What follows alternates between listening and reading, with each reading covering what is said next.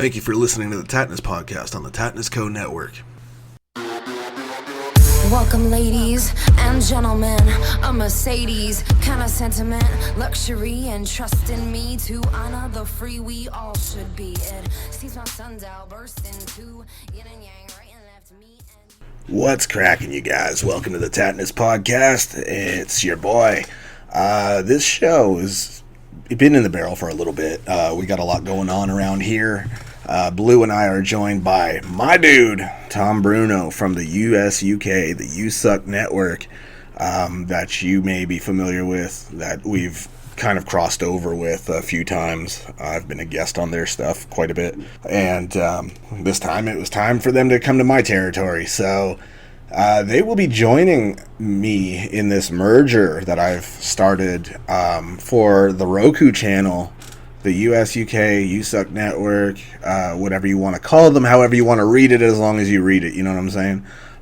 They will be joining us in our merger for the network for Roku, so that way we can give something to our friends over in the UK that they can relate to, that's, you know, homegrown, and appreciate the differences between the cultures of Canada, the US, and the UK, because obviously they have their way of, entertaining themselves with different humor than we tend to have, I think. So, you know, if you ever pay attention to British humor, stuff like that, it's definitely different than what we're typically used to in Canada and the US. Tom is from the US, but he is part of the USUK Network, so... he has kind of a foot in both, you know what I mean? Being a host of a show with somebody from the UK, he learns a lot over the years, I'm sure, about UK terminology, stuff like that. So it was really cool to hang with him, because that's my dude.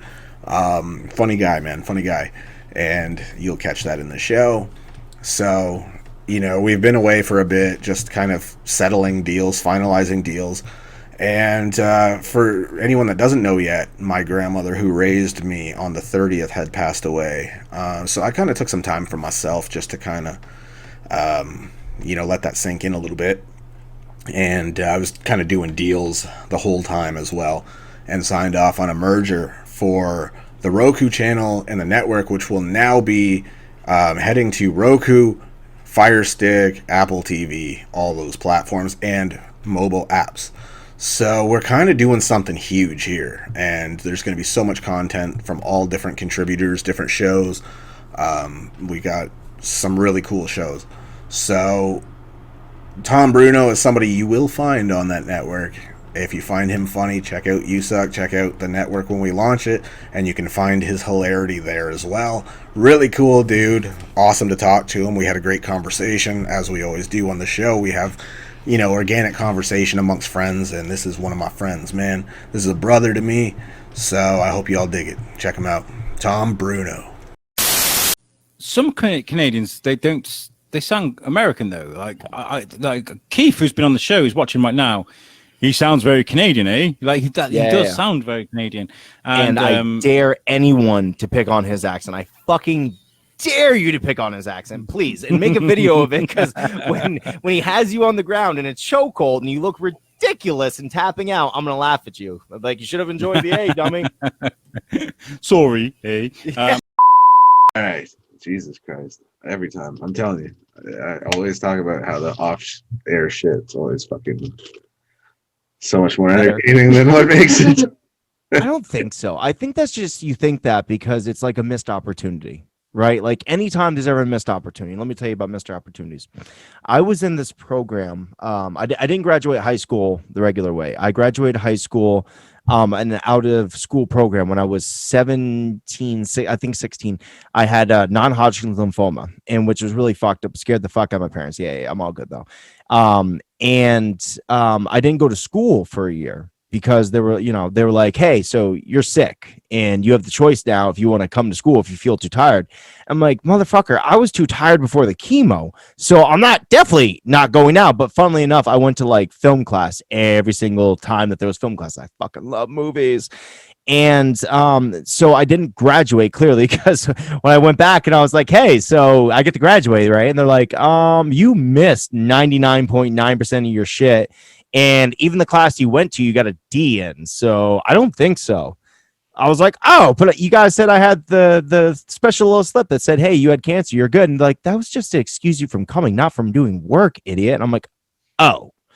So I had to search for an alternative program to fucking graduate high school. I couldn't do it from school, but luckily the one that I did, it allowed me to get my high school diploma from the high school that I went to. So I got to walk in my high school the whole fucking nine. And see, the problem with getting high is I completely forgot why I started telling that story. What was the initial missed opportunities. So I was in this program called Youth Build. Youth Build, half the time you're help building low-income housing like AmeriCorps or something similar, like where you go and you help, people with no money make a nicer house and shit. So I had and the other half of the time you do schoolwork. It was very, very cool. I took a GED. I also have a GED. I have a GED and a diploma because I take my GED to show that I actually accrued some knowledge throughout the fucking years that I was in high school, that I wasn't just sitting there smoking weed and, trying to chase pussy like I was. But I had to prove I knew something. It's like, are you an idiot or are you a guy that can put two words together? I was like, my friend, can put three. So they fucking let me graduate both ways. And the other half of the time I was building low-income housing. So this dude, this fucking teacher I had, he was the hippiest motherfucker around. He did not wear deodorant because he didn't believe in it. And in like the hottest days in June, like it was October, whatever, you got a jacket on, bro. I can't smell you from over here. The middle of June, it smells like a fucking orangutan's dick is hanging under my nose. And I can't fucking handle myself, but he's a great guy. He looks like Jesus. I'm pretty sure he was Jesus because he was a carpenter and shit. I should have like nailed him to a cross and be like, let's see if you come back in 3 days, bitch. And if he did, fact, Jesus, but I didn't test my theory. But like Jesus, he told me about a missed opportunity, which was he didn't have a DVD player. Once again, hippie. So fucking I'm like, oh man, I'm gonna go get some DVDs. He's like, pointless. I'm like, what do you mean? He's like, dude, I watch movies on the internet. I'm like, that's stupid. I'm like, who the fuck wants to give up the opportunity to own something? Like, I still believe in owning something. I have a stack of DVDs, which I don't watch anymore. And I keep them for the inevitable ability that a zombie apocalypse is going to fucking happen where I'll have to use my generator to watch it. And Amazon won't be there for me, my movie collection, but my DVD collection will be there. The true story. So I have all these DVDs still, but I was like, dude, that's stupid. Why would you fucking do that? He's like, yeah, man, I use Netflix. At the time, Netflix was the DVD company. Right? Like you would go to Netflix.com and you would have DVDs sent to your fucking house. Exactly. And I was like, the DVD company. He's like, no. They do more than that now. And I was like, what do they do? He's like, they do streaming. And I was like, that's stupid. That's fucking idiotic. Why would you do that? He's like, no, it's not bad. And at the time they had like maybe 30 movies and that's it. They had 30 movies to choose from. That was the amount of people I chose. And he's like, dude, it's going to be big. And I was like, it's going to be big. About 5 years later, Netflix becomes Netflix, and they go from their stock being about like $50 a share to $1,500 a share. And now they are whatever the fuck they are, where they buy up everything like nom nom nom nom nom nom. We're fucking Disney Junior and shit. And I could have been a quad billionaire, and instead I'm that fucking guy who's like, DVDs aren't dying, bro. So that's a missed opportunity for you. I bet that a teacher's laughing at you now, like, I told you so. Nah, he's fucking. I think he's gonna rise in like 3 days. It's pretty close to Easter, so fucking he ain't gonna laugh at nothing. So that being said, welcome to our streaming channel. Stupid fucking idea. That'll never go nowhere. This is nonsense. No way. It's gold. It's better than gold. It's platinum. It's better than platinum. What's better than platinum? Diamond? I don't know. I should ask my kid. He plays a lot of Minecraft. He'd be like, dude, it's fucking obsidian, you idiot. Obsidian is the hardest substance known to man. I know because I built a fucking castle out of it using your money, dick face. Oh, like why did your kid use your iTunes password or whatever and paid with real money to get content for Minecraft? No, these are the jokes. My kid has everything locked and key because he would, in fact, do that. He doesn't understand the concept of money. He's starting to. He's starting to. He worked hard. He cleaned up the living room today, and he's been asking for Steve, an extra character in Super Smash Brothers. My kid, not to brag, he's actually very, very, very smart, and we know this because his teacher had a psychologist come in and give him an IQ test because, like, and it was kind of weird because he's a sweetheart. He's a sweetheart of a kid. He is just the most kindest person you would possibly meet. Such a beautiful little person. And yet, like, he's so sensitive. He's sensitive about everything, sensitive to touch, sensitive to everything. And we thought, it was the other way. And no parent wants to admit that they thought that, but we're like, we don't fucking care. Nobody does care. So, like, when they said we want to give him an IQ test, and we're like, fuck you. Like, you're not going to do that to him just to prove something to him and make him feel less about himself, you piece of shit. Don't bring that up. And they're like, no, actually, we think he's a lot higher than anyone thinks. We think you should test him if you're interested. And I was like, hire you, say it, a chance to prove my genes are superior. That's a little Nazi-like, but I guess I'll do it. Let's take a whirl. And he did, and he's a very, very smart kid. So he plays a lot of video games, but because he's so smart, like, we should probably let him do it. He might be like really rich one day, and we might need money. We're gonna be old and feeble, so like if we're gonna sponge off this kid, just let him do what he wants now. So then when he remembers us when we're fucking 90, don't pull the plug of mom and dad. They let me play Smash Brothers until like midnight because they're great parents. Let me have all that DLC. So yeah, exactly, all that DLC. That you get to live for another day. Yeah, my kid's so smart. He would have got stock in Netflix. In fact, he would have seen where the ball was going and be like, "Oh, that's where I need to be." But not his old man. His old man's a burnout. What if he already knows the future DLC is like fucking currency? Dude, he's got like a stockpile of Bitcoin under his pillow or something. Like fucking. I need a Call of Duty fucking DLC. What's it worth to you? He's trading in fucking digital downloads and shit. Be like, hey, man, I got that Call of Duty Modern Warfare 12 going on. Fucking what you got? What if he has like the monopoly of like one of the gun packs or something? Like, bro, he's like a fucking Call of Duty terrorist. Oh my god! I'm holding your guns ransom. I will release them to the world if you give me $1 billion.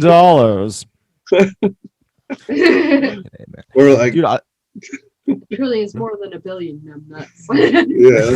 Yeah. Sorry. Give me like Give me $2,000 worth of like Apple fucking gift cards, and I'll call.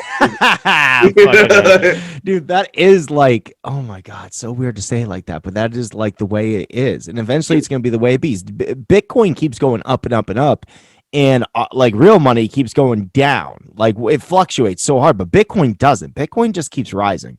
What the fuck's that tell you? It's kind of weird. I mean, it's weird. And like, I mean, when I first heard of Bitcoin, I was like, "Oh, that's a cool idea," but I don't think that'll work. Once again, I don't know where anything's going clearly.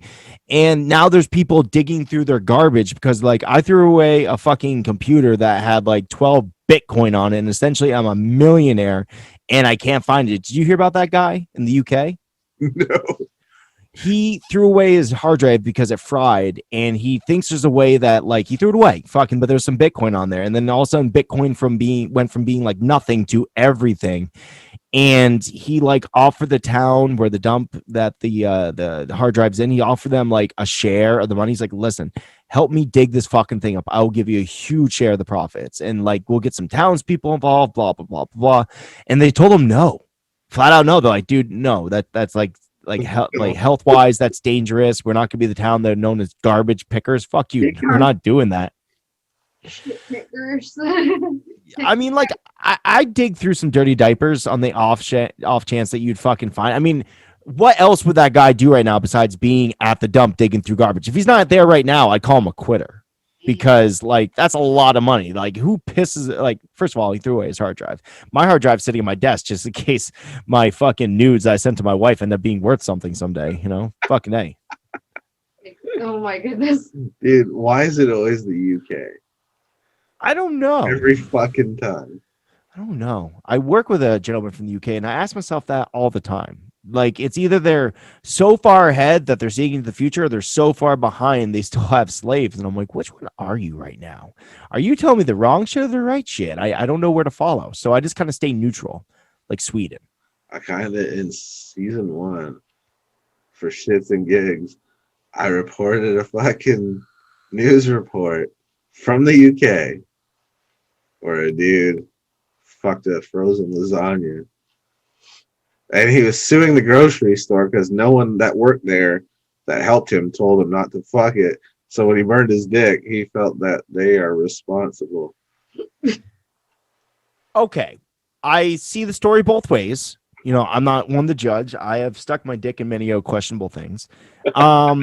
So with that being said, did he describe what he was going to do with the lasagna, or was he just buying lasagna like, hey, I'm just having some Italian dinner tonight, a little bit of frozen lasagna, I'm ready to get some garlic bread, which he shoved up his ass apparently. Did he describe what he was going to do with it, or was this just probably just staring the cashiers dead in the face like, yeah, you know, his complaint was it was not on the label, and nobody that fucking sold it to him fucking said, you should probably not stick your dick in this, bro. It's not the move. Dude. It's not the fucking move. You're gonna get so much heartburn, bro. If you stick your dick in this past like midnight, you're gonna get the worst. Third degree burns on the womb broom is not the way to go. But the thing is, like, if he afterwards, like, you ever get like a bad blister and underneath is like fresh, brand new skin, I bet you his dick like a 12-year-old's dick. I mean, which sounds really bad, but I mean, like, wouldn't you like some of that young dick? Wouldn't you be able to pull out your pants? Like, yeah, girls, I'm hung like an 18-year-old. Release this represents. I went elsewhere with that, man. I assume, I assume that shit looked like a hot dog that was in the microwave too long, where it just like fucking, you know. At first, then afterwards, when it shedded its skin like a snake or something, it had that fresh coat and it was all shiny and new, and it was like, hey, look at me, I'm ready to walk on the town, my new dick skin. Does it get a top hat with that, or like? A cane and a top hat and a monocle. You know, it's very fancy. It can get into the swankiest of Newfoundland's parties. You know, fucking it has a seal wrapped around his neck. It's hot. I mean, what the fuck is going on in the UK that a motherfucker just decides it's reasonable? No one told me not to fuck this goddamn lasagna. So now I'm suing all y'all for my dick being blistered and shit. I blame the monarchy. I think if they didn't have a queen still, that wouldn't be the case, right? Like, if they didn't have some like intangible like old lady staring at them being like, hey, I rule and own most of the land because my family just slaughtered a bunch of motherfuckers. I demand you pay me taxes and for you not to stick your dick inside lasagnas. But he missed that part because he was really mad about the taxes. He's like, I what? Send my taxes where? You fucking family jewels, little bitch. She's still alive. She's still alive, dude. Can you imagine being someone from World War II and still being alive? Like, she was like in her 20s or some shit. I don't know how old she was, but she's fucking old. So it makes me wonder if she's like snorting those jewels, being like, oh, fucking rubies, or is she bathing in blood because the lady is still alive? I don't know about her, but I can tell you with that dude, he's probably got pictures up where he's banned from Olive Garden. Fuck yes. Walks in with his family. It's like, oh, good evening, welcome to Olive Garden. Sees his face. Oh yeah. Y'all gotta go now. Yeah. Bye. It's him from the pictures. Get him out of here. Oh no, I'm just here for the endless salad and soup. I'm not here for your lasagna, your tasty, sweet lasagna. My God, do you think he sees a fucking cannoli and he's not cannoli? What the fuck are those things called? What's the like a rigatoni? And she starts blushing. He's like, oh my God, is that meat sauce? Oh my God, it was the weirdest story I ever read. And I'm like, have you read like most of the stories that come out of Florida? You know, that's why I compared the two on that show. I said it was Florida man versus the UK lasagna diddler. And we call him Garfield over here. You know, yeah. You know, this motherfucker had different intentions. He hates Mondays. He's orange from fucking lasagna, clearly. It stains your skin, Keith. I don't know if you know this, but red sauce stains your skin. You know, it's a dark time in college. I don't want to get into it. Yeah. $20 is $20, you know. Fucking $20 is $20, and it weirds people out when you say that, and you're like, you've never been broke, have you? Like, I would do ridiculous things for $100, like things that if you like, at first you'd be like, hey Tom, will you pick up that dog shit with your bare hands and smush it? I'd be like, no, that's fucking ew. I'm a goddamn 33-year-old man and an adult. Then they pull out $100. And like a real $100, not fake, like Different. right here. And I think before they'd even finish pulling out of their pocket, they probably had a 1 with 2 zeros wrote next to it. I'm sitting there, ooh, I like it so much. It's like hand cream. Oh, it's so good on my skin. Like, I didn't say to rub it on your skin. I'm like, too bad. I'm already doing it. It smells great. And I think the $100. He's trying to make sure they don't ask for change. I'm going to Newfoundland. This shit's gonna turn like 110 before you fucking know it. I'm a smart boy. There you go. Is the Canadian money is the money's more in Canada than it is America right now? Is the exchange rate pretty okay? It's pretty dope because like when I sell shit that's US, I actually when I convert it, I get more in Canada. Yeah, so that's pretty dope. I ain't mad at that. No, I remember back in the day when like our money was super strong and like all my friends were going up and be like, I live like a rich man on $50 up there, Tom. I get all the hookers. And I'm like, all the hookers? Fucking who wants all the hookers? You only need one, dummy. You just save yourself a bunch of money. Fucking idiot. I don't know, man. Fucking I haven't been in Canada in a long time for a couple of reasons. 1, Corona. 2, I don't have my fucking birth certificate anymore. Like, I'm a man without a birthplace, even though I know where I was born. And if I had $30 right this second, I'd have my birth certificate. But that shit's not cheap.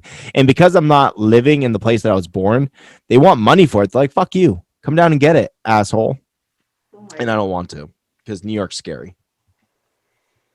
God damn. It's true. Fucking that's what where were you born, buddy? Like are you always been a newfie? Or I heard earlier something about Toronto, yeah? Never been a newfie. What's up? I was born in fucking Toronto. Really? Yeah. What? I live in Nova Scotia, not Newfoundland. Is it Nova Scotia? Why do I keep saying Newfoundland? I don't know, but newfies are fucking funny as shit. Because they're like watered down Irish people. And I'm mostly Irish, so I can say that. But, oh, okay, yeah, it's legit. It's not racist. Swear to God. Yeah, exactly. See, that's why this bitch grows in ginger like a motherfucker. I mean, it's nice though. Fucking, at least your beard comes in thick. I got like that Joe Dirt thing where it only goes in certain spots, and like yours comes in like thick and full, like a polar bear skin. Like I'm pretty sure it goes and hunts seals behind your back at night. It's fucking luscious. Did you see it just jump off his face and like have its own entity, and then like, go hunt polar bears and then come back and just like everything's fine? All I know is I want to invest in the film that is Keith McCleary's beard. What happens like when you go to sleep at night and your fucking beard like leaves your face and stuff and goes on and just does adventures. Yeah, it's gonna be like a Steven Seagal movie, so people don't get their hopes up. But it's gonna gain a lot of weight and fucking move to Russia. You know, whatever it does, man. I mean, once I shave it, it does whatever the fuck it wants, right? Dude. I wish it the best, but like T1000s after you shave it off and goes back together and shit and fights Arnold Schwarzenegger. It does usually, yeah. I mean, like he's not like a big name anymore, so I think he would play in that movie. I mean, who wouldn't? If somebody was like, "Listen, so we have a pitch for you, Arnold," he's like, "Yeah." He's like, "So this guy, Keith McCleary, never heard of him. He's a great fucking guy, Canadian, lovely man. He's got a dope ass beard, and he shaves it one night." And it rebels because it didn't want to leave Keith McCleary's beautiful fucking face. It wanted to be attached. So, it went through the trash system because it takes a while for all those little hairs to get back together. It's going to be like a time lapse thing. It's going to be like stop motion or something. Really old fashioned, but it's going to be dope. So fucking it's in the trash, like, I don't know, close to your thing, but it gets lost. And like, hair's really light. So it pulls itself together. It's like, I'm out of here. I'm going to go find Keith now. And it fucking like gets in the wind and goes, fucking blows away and shit and blows all the way to LA where it has to start fucking lot lizarding in trying to make an acting career so it can make its way all the way back to Keith. And it's gonna be like this Homeward Bound type of situation, like where your fucking beard's a golden retriever or some shit. And of course, it's gonna run into Arnold Schwarzenegger, who has a big problem with him, crossing the Canadian border illegally. So that's what the whole movie is. Is this before or after the beard fight with the fucking porcupine? I mean, like a little bit after. I feel like that's an opening type of thing, like the prestige of it all. I think that's what it's called. It's the prestige, right? Or was that the end? Yeah. Fuck, I should have paid more attention to that movie. I just don't want Stevens to feel fucking threatened. Like, I'm not trying to come for his title or anything. Do it. Why not? It. I mean, but he's got like a thick ass. See, that's the thing is, I work with a bunch of guys with really great facial hair. So like, I got my fucking soul patch here kind of like grows in like really weird, and sometimes it like goes off to the side and shit. So if you ever watch like the show at USUKNetwork.com, by the way, you can see like my shit totally on the other side of my face, and you're like, so I see where the beard is, but is that soul patch going to his left eye? Like, what is going on with that? Is he a fucking villain in a James Bond movie? Is that his scar? I don't fucking know. So that's what my facial hair does. But everyone else I work with, every other real man in this world that I actually work with, they all have great facial hair. Just not me. I think it's the German. Actually, I think it's German in me. I'm Irish, man. So, like full-blooded, like 100%. Well, I mean, majority. So yeah, like 75, 25, 90, 10. Yeah, some shit like that. Yeah, Ancestry. Have you ever done that? Ancestry.com? Yeah, I did the fucking DNA test and came back with some pretty fucking like Irish and then Scottish fucking roots and shit, which I knew. And I'm like, well, that explains fucking dark hair, fucking this shit, blonde and ginger, for fuck's sake. Yeah. Did it tell you that you were a part Neanderthal? Because a lot of people are. Like, it's funny enough that we all joke about being like, we're a caveman, but some of us actually do have a little bit of percentage left, which really tells you that for the entire history of man, we've been into fucking dumb, violent things. Like, you sometimes see girls who fuck like the biggest, beefiest dudes who just like roid out, even though they don't take roids. Like, I just fucking am mad at this car, and they bend it in half and shit. That's not me, by the way. I can't lift 10 pounds. But like, and you're like, why is that girl with him? Clearly he has fucking issues. That's because back in the day, her great grandmother saw a dude fucking smashing a triceratops over the head with a bone, and she's like, I'm gonna fuck that. I'm gonna fuck that hard. That unibrow fuck. I'm gonna fuck him until my pussy bleeds is what I'm gonna fucking do. That's what she did. And then now Keith McCleary's got fucking red hair and a fucking attitude that says, hey, I love you to death because I'm Canadian, but I'm really fighting the urge to tear your fucking head off at the same time because I'm part caveman, bitches. It's true. It is true. Yes, my DNA like kind of had a subheader of fucking Neanderthal, it said. And then it said Irish, Scottish, fucking, the predominant genes. 2% Swedish. I guess that's where my blue eyes come from, is that whole 2% fucking Swedish. All right, cool. But yeah, prominently fucking Scottish and Irish, but mainly Irish. And yeah, 100% fucking Neanderthal. So yeah. Savage is what you are. Yeah, America's a motherfucker.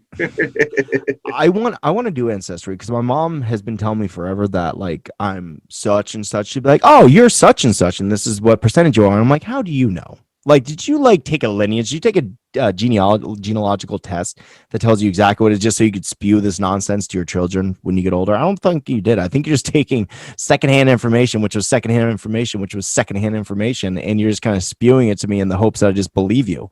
So I need to like spit in a cup eventually. That's what you do, right? You put a little bit of spit in a cup. Yeah, it's like a tube, and then you fucking mail it off to Ireland. Which is funny.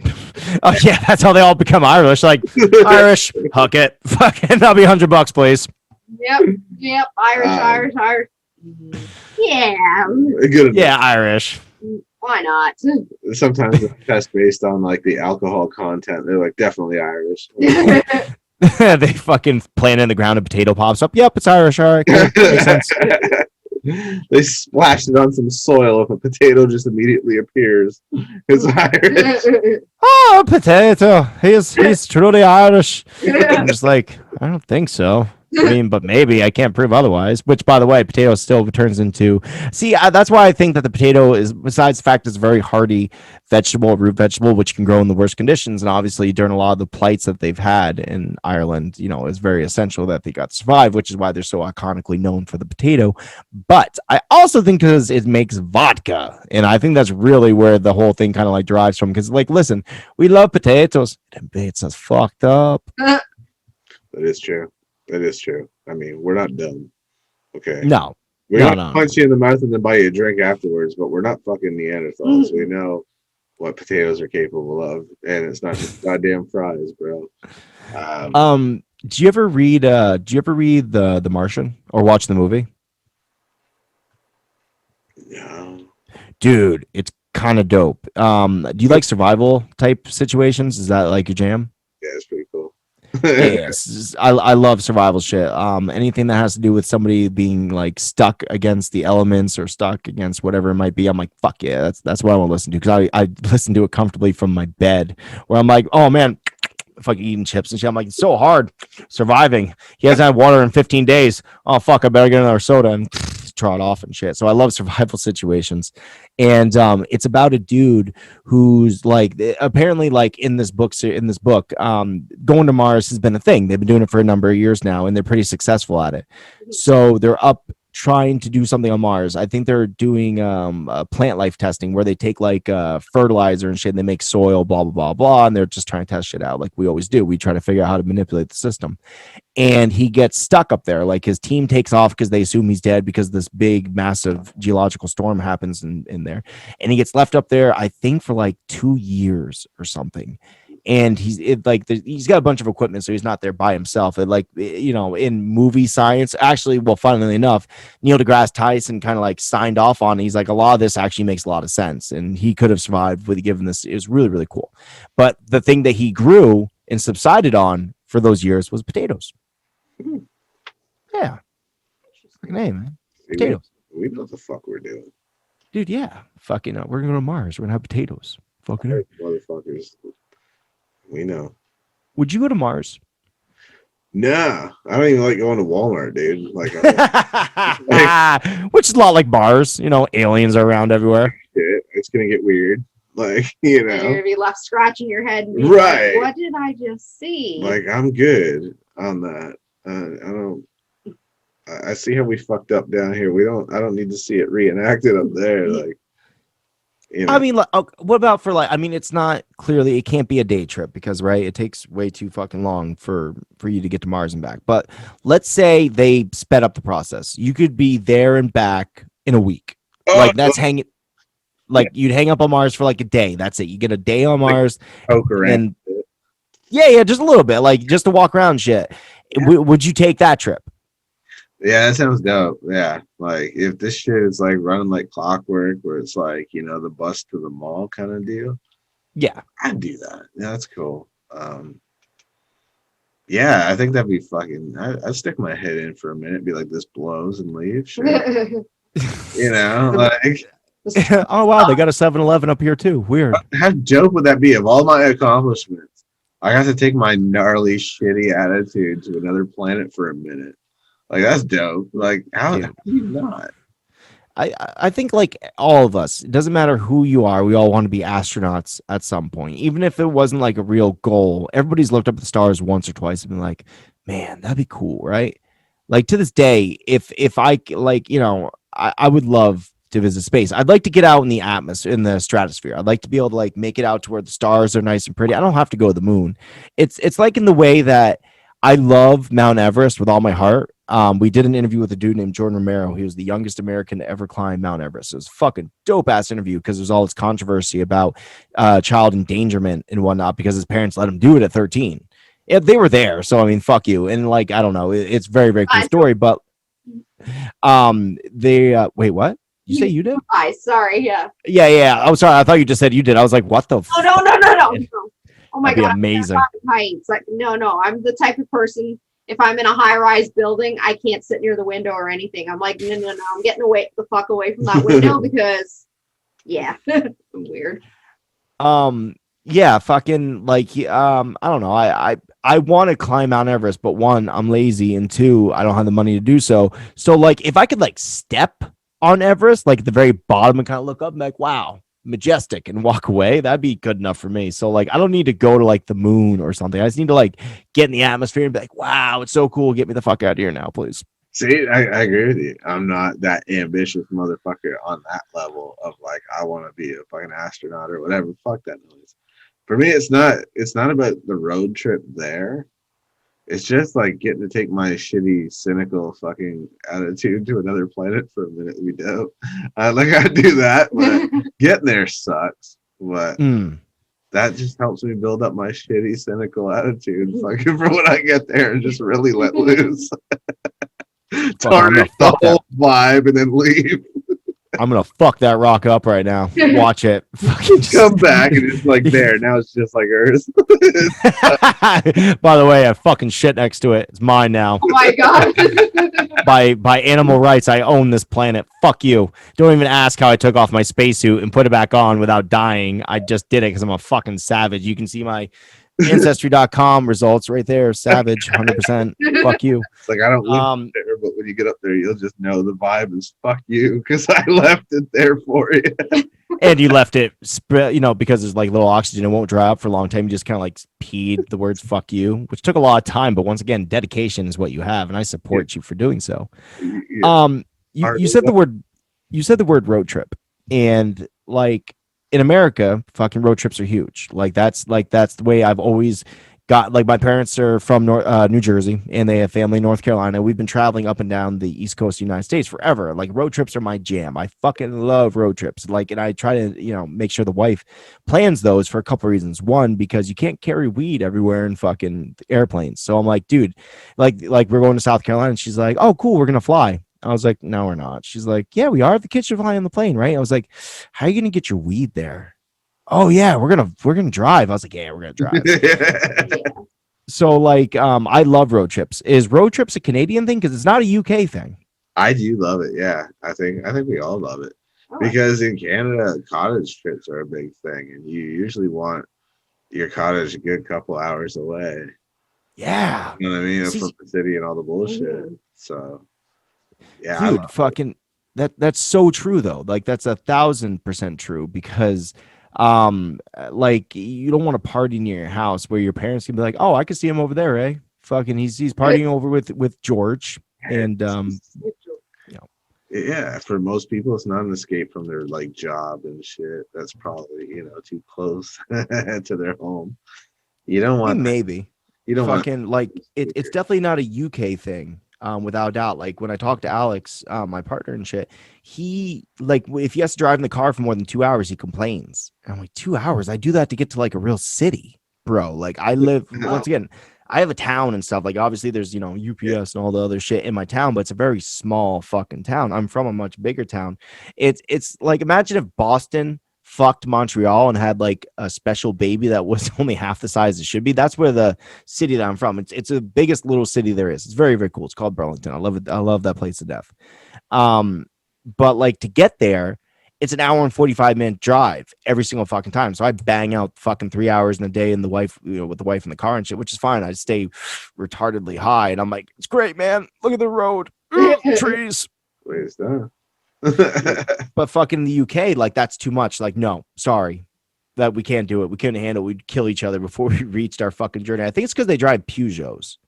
I really blame that. Like Canada and America, we kind of have like on lockdown and shit for like having a good vehicle. Like even if it's just an SUV with all-wheel drive, whatever, it's pretty pimped out and comfortable and shit. They all drive like little itty bitty Mini Coopers and shit, and like they don't believe in such a thing, like having a big ass vehicle. I see. That's different. I don't understand the UK and their bullshit, but they know that I'm foreign to it all. But I love the hills, so it trades off. It's fine. There's no. I learn a little bit more every day. On the show that I'm involved in, What's the Difference on the USUK Podcasting Network? Check us out. part of the deal with the show, part of the like the whole structure is I met this British guy 3 years back on the internet, which is how I meet all my men. And fucking like we started having this conversation about geek shit. That's how the show started. It was called Thorskin. It was fine. Like it was a podcast. I had no interest in doing this, by the way. Like this was not something I wanted to do. This is not something I planned on doing. I never once like I love podcasts, but I never thought I'd be a podcaster. Not in a million years. And I got approached by this dude one day because we were part of the same group on Facebook, and he's like, "Hey man, I think you're kind of funny." I was like, "Thanks, bro." Fucking, I don't know how to take that, but sure, thanks. And he's like, "Do you want to do a podcast?" And I was like, "Why? Am I in trouble?" And he's like, No, seriously. Like, I want to. I think you're funny enough. I think you can talk. Let's have an interview and shit. And I ended up getting the job, whatever, for what it's worth. And like, we started doing the show called Thorskin. It was geek centric with movies and comic books and very very geeky. And like right off the bat, it started changing. Like we started getting guests. Alex started getting some really kind of cool guests, and like then we realized like halfway through the year of the show, like I think we were a year in or something, we're like, dude, like the show's fine, and we had a lot of listeners. Surprisingly, for a little indie podcast, we gained a pretty big listenership, and but like it wasn't meaningful and it wasn't like truth at all, like, which sounds weird because as a dude that spews out bullshit all the time, like you think truth wouldn't matter, but it does. Like if I don't have it in my art, it doesn't mean anything to me. And I was like, I don't want to just sit here and pretend like I want to talk about comic books and movies all the time. I don't. I want to talk about anything and everything. And the other thing that we realized was that we didn't understand each other like a lot. Like sometimes not just words and vocabulary, I mean like gestures and meanings behind shit. Like there's so much lost in translation over the ocean that we thought it was funny. So even though we spoke the same language, we were speaking fucking different languages. You feel me? True. Absolutely. So that's like part of the show, and that's why we call What's the Difference? Because sometimes he'll say, "Oh, a biscuit," and I'll be like, "Oh, I'm gonna get a pack of biscuits." I'm like, "Yeah, fucking biscuits, gravy, fucking turkey. These are the biscuits I know and love." And he's like, "No, little sweet cookies." And I'm like, "Oh, those are cookies." He's like, "No, they're biscuits." I'm like, "Fuck you!" And we fight and we throw shit at each other. So that's like I'm slowly but steadily starting to learn. And in fact, I'm starting to like take some of their language into my language, which really weirds people out because I am not British at all. But I'll say cunt like I was born British. Right. And like the first time my mom heard it, she's like gonna smack me. I'm like, I talked to a British guy, and she's like, I don't know how to take that. And she put her hand down. It's kind of like the tiger whisper or something. I was like, hey.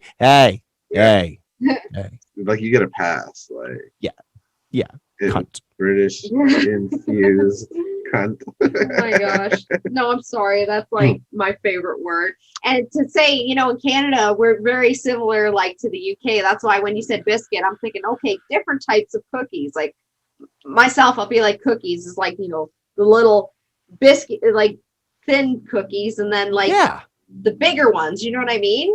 Because that's just how I view it. It's like a type of cookie. It's still a cookie, but a biscuit is a type versus like say an Oreo, which is like, oh, sandwich cookie. I don't know. That's just how I see it. Are you gonna just pretend you don't have a mug that says cunt all over it, by the way? I do. What? Oh my gosh. Best purchase ever. I went to, I think it was Spencer's, and I'm like, oh, I need a new coffee mug. And then I looked, I saw this, I'm like, I want something with a swear word, like just fuck or something. So I saw this and like, I need this, and it has cunt, cunting, and cuntish on it. It's a big mug, and it's like my favorite. I just fill up that son bitch, and I'm like, yeah, like this good.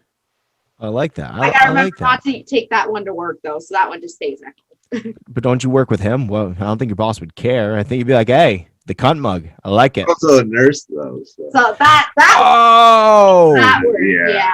To real life fucking. Well, thank you for your service, I must say. Like, because I mean, like, I wanted to be a nurse for a very long time. I wanted to be a male nurse. I could never be a doctor, but I was like, yo, if I'm a male surgical nurse, motherfucker, I'll make that money, son. And I never did it because, once again, ambition, lack thereof. Fucking, how did you guys meet? This is a while back now. Shit. 4 years, isn't it? Yeah. 4 years ago. 4 years, man. We dated and shit. Yeah, during all the crazy with diagnosis of my kid and whatever. So that's like my best friend on the fucking planet. So, some people get stuck with me. It's terrible for them. But oh yeah, so pretty horrible because you're great. such a bad person. I'm a cunt. They made coffee mugs about me. They're like, this poor woman. You know. Hilarious. They make coffee mugs about me. You know, not to sound cocky or whatever, but. And it's a black mug too, because it's funny. Growing up, like I swear, all coffee mugs were white with like a little design. And I'm like, this one's black with red lettering. I'm like, this is awesome. like the Dare cups. Like remember Dare? Like back in the day, Dare not to do drugs or whatever the fuck it was. Oh, yes. And now it's Cunty McCunterson. Right. Who the fuck started the trend of like, hey, coffee cups should be white so they get good and stained? I think it stemmed from bone china. If I was to take a guess, like if you think about it, like bone china was like the fanciest of all, and like a lot of the teacups and all that type of stuff were white because it was made out of bone china, which was the status symbol at the time. And I bet you that's kind of translated. Like, do you know why? Like you obviously roll joints, yeah. Fucking well, you ever notice that most of your joint papers are white, or at least were for a very long period of time? True stuff. Yeah. That's because back in the day, to use like a raw paper, like papers obviously come out the way the raw has them look. They're like brownish and shit, but it looked greasy and grimy. It reminded there was a time when people used to use like newspaper and stuff like that to roll cigarettes and stuff, and that was a real status of being poor. You were re-rolling cigars and shit out of like newspaper and old shit, so they started to differentiate the fucking classes of people, the rich and the poor. They started bleaching their fucking papers to make them bone white. So I think it was something along those lines. Like if you were rich enough to keep your shit clean and have a clean fucking cup, then that meant you were better than the dude with the stained coffee cup. So they kept it white so they could prove that trailer trash like us were not at the same fucking level with our fucking coffee cups and shit. Because yeah, that's what happens. They get stained and look nasty. And you look down at the bottom, like, did I rinse this out? I think I rinsed it out. I'm pretty high, but I think I rinsed it out. But I found a way to beach the system. Put hot water in it and a bit of bleach. Let it sit. So I beat the system. Do you drink it after? I would wash it first. So Quitter. Fucking don't ever do that. You got to drink the whole thing up. You'll be like, party time. And fucking drink that bleach. I hear it's good for you. I mean, if kids can smoke Tide Pods, why can't you drink bleach? I'm a quitter. Yep. Goddamn sure too. My God. Put on there just like that. I thought I knew you, man. I thought I knew you. So I've been talking to Metric Fuck Time. What have you been up to there, Mr. McCleary? Jesus Christ. I've been smoking a lot of weed. Nice. Now I've been doing all of these like mergers and bullshit that I'm just like, I'm gonna get high now. I literally went on like a wake and bake schedule where it's like I wake up and I'm just like coffee and weed. I don't even fucking care anymore. And it's good. It's so good. It's really good. Because I'm so like used to day-to-day shit that like I like the paranoia of like when I fucking get weed in me and then I'm like, oh fuck, this is a big deal. And it makes you nervous a little bit because of the paranoia. And it's like, that's what I'm looking for. Because if you ain't nervous about it, then there's nothing to lose. There's nothing to gain. There's no fucking purpose in doing it. So it's like, good. This is what I need. This is what the fuck I was looking for. Is, like there's a lot riding on this shit. So that's dope. So weed kind of grounds me like that. And it just mellows me the fuck out. So. I agree with that 100%. Like, and that's sometimes a problem. That's like why, like, I gave up smoking weed before work because, like, I do like it's not a crazy important job, but we build a product for people to keep them safe and shit. We make helmets, ballistic helmets and stuff, so soldiers don't get shot in the dome piece or whatever. And I feel like I would feel really bad if I fucked up and somebody died because I was so high that I couldn't do my job properly. So I kind of gave it up on that. Plus, I don't want anyone to blame weed. Weed's already demonized as it is, right? Like everybody's like, oh, weed makes you stupid. Weed does that. Weed does this. This is all coming from people that have never smoked a fucking joint in their life. So they're just making like poor assumptions about something they have no comprehension about. But like if I was to fuck up at work, which I do all the time, I'd want it to be because I'm a fucking idiot, not because, they're going to, not because weed, sometimes makes you a little bit more relaxed about shit. I don't want them to come back and be like, it was the weed that did it. He's a good worker. The weed did it to him. Like it's a fucking like raping uncle or something like that. It's weed, for fuck's sake. That devil's lettuce, I tell you. Jazz cabbage costume. Jazz cabbage. I fucking love that so much. My God. Jazz cabbage. Yeah, dude. Fucking I don't know. Like, are you a mushroom guy? I love shrooms, bro. Oh, my man. Fuck yeah. So good. The one thing though, from my experience, I hate is when I've had the tea and you add like lemon juice or lime juice to make it activate. Is it activate? Yeah, right? yeah. And you drink it and I feel like my gut like rotting because it's like I've taken on an empty stomach. I'm like, oh God, you definitely got to eat after. Kill me. And then you just like fight it through. And then after it's like, it's unpleasant at first. Yeah, but then you eat and you're good. It's like, you just feel really like hungry. Yeah. Well, the great thing about mushrooms is kind of make every food taste great. Like everything tastes great. Yes. I'm not a big racing fan. My wife, she grew up in Vermont and stuff, and her dad used to take her to like, the low races and stuff, like all the dirty fucking bumpy cars where they try to kill each other every time because they're not in NASCAR or anything. That's not my jam. Like my friends used to make me go to that shit as a kid. I'm like, this is stupid. You guys, they just keep going circles and circles and circles. Right. Fuck you. It's stupid. Here's the tip. Take like a gram of mushrooms, not a ton. Don't eat like a slice and trip your fucking face off, but take a gram of mushrooms and watch how much you love shit that you had no idea you fucking loved. Like, point in case, I love the races. I thought this, I'm like, wow, look at these guys going circles. Oh my God, it's fucking great. But like, my wife asked me to go get some food, and which was a horrible idea. We had money and shit. So I was like, yeah, let's get some chips and nacho. Let's get, is that a fucking dog with nacho cheese and fucking all sorts of other bullshit on that I would never eat in a million years? Like, I'm not a super healthy guy, but I'm kind of picky when it comes to what I put in my fucking stomach. I like to enjoy food, but I like to enjoy good food. But when you're tripping balls, or at least high enough that you're fucking, really enjoying everything, I'm sitting there like licking the container sauce, going like, oh my God, you're trying nacho cheese. It's fucking amazing. Or like, your fucking self-worth drops so much because you have no ego anymore. That's like one of the best things about mushrooms. Your ego drops. You are on the same level. Even like Bill Gates, not that he has a huge ego. Even like Jeff Bezos, if he ate a slice of mushrooms, he'd be like, hey man, we're all the same. We're all the same all the time, man. It's all good. So it drops your ego. And like one night I was eating popcorn on the floor, and like I was laughing and I fucking rolled because I was tripping balls, and all the popcorn fell over the floor. I was like, oh man. But I didn't want to like go up and pop another bag. That's a lot of work, Keith. I don't know if you know this, but pushing buttons when you're tripping balls is hard.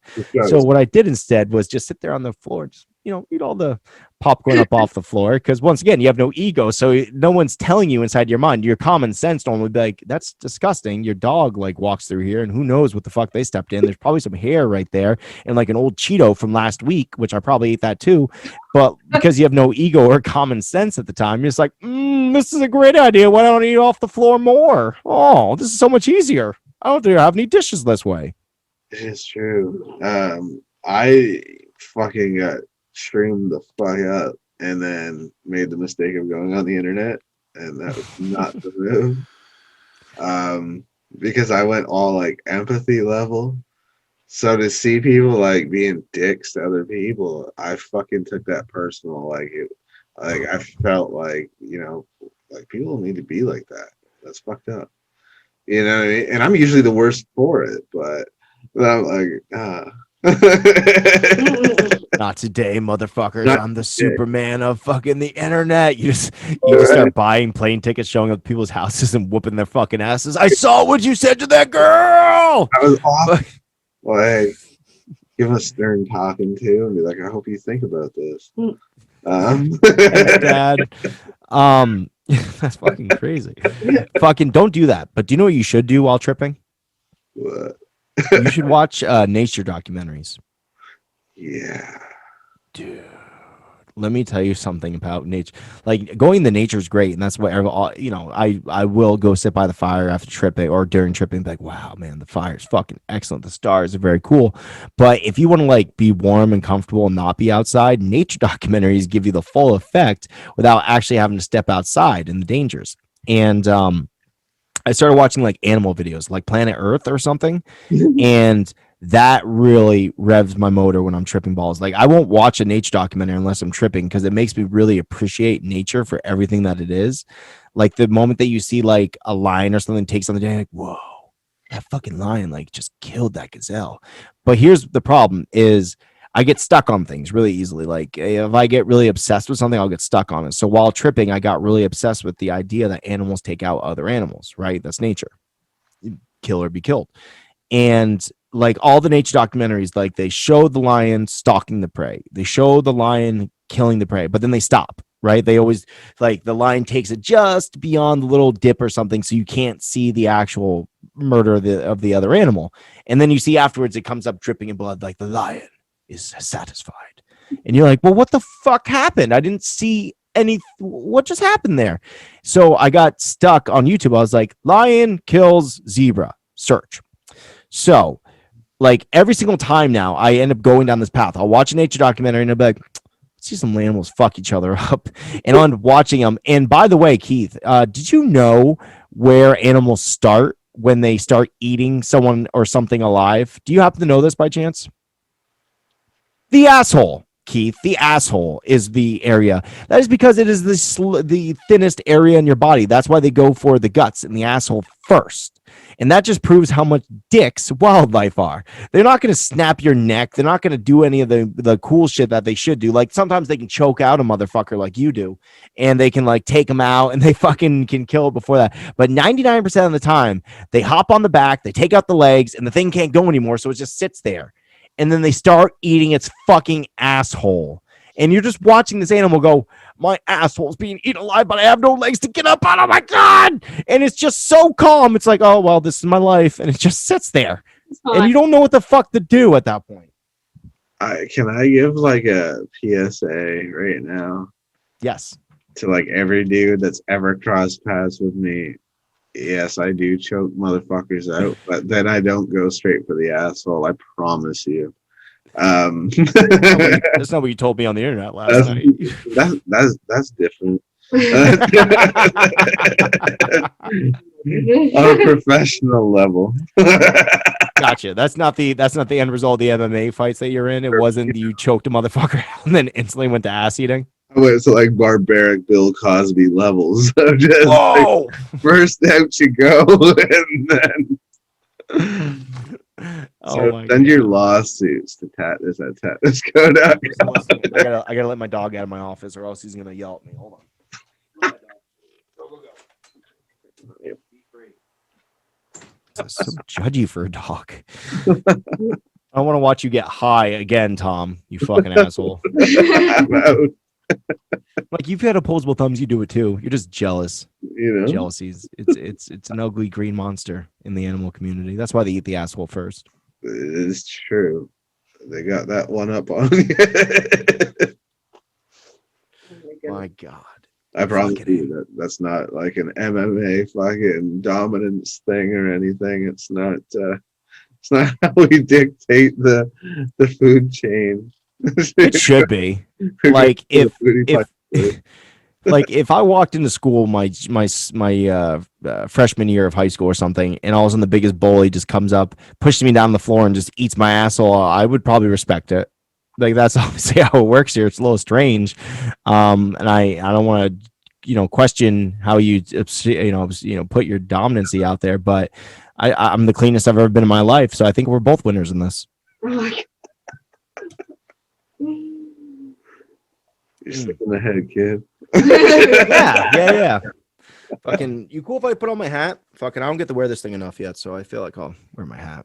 I can go for it. Thanks, buddy. I got told I was gay because I bought this hat, which I don't know if you can see this dope ass fucking floppy hat, but I don't think it screams cock lover on it, which is fine because if I did love cock, I would put cock lover stitched into it because you should, be proud of who you are. But like my wife works at this place, and like she has a dude who enjoys dude's company as like a fellow coworker, which is awesome. I fucking love that. Like my younger sister, she doesn't like dick, she likes the other thing, the vagine, which is awesome because like you should be who you are and you should be proud of who you are. But like he saw this is my vacation gear. Like we're going on a pretty cool vacation in June. The whole family. It's gonna be a road trip, by the way. No flying because flying's stupid, and because we want to bring weed. By the way, South Carolina, if you're listening to, I'm not bringing weed to your state, so don't search me. But like I bought vacation gear. It's been the first time forever, and like I wanted to have like a dad hat. I wanted to look like the stereotypical like dad. I'm probably gonna have a fanny pack or something. I don't fucking know.